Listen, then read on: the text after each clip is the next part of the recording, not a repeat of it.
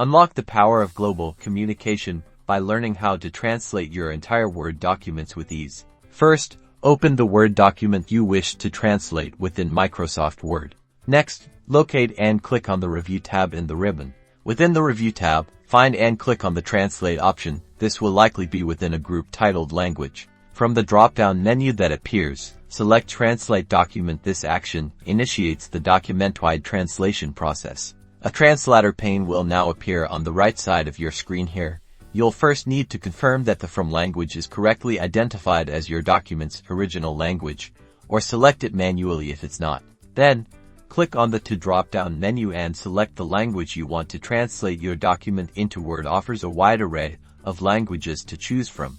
Once you've selected your desired language, click the Translate button located at the bottom of the translator pane. A new Word document will then open automatically, containing the full translation of your original text. It's always a good practice to review the translated document for accuracy and context, especially for important or sensitive materials. For more advanced or specialized translations, you might consider third-party online translation services, many of which offer specialized tools for documents. Simply upload your Word file to their platform, select your languages, and download the translated version. By mastering these translation tools, you're breaking down language barriers and facilitating global communication with your documents.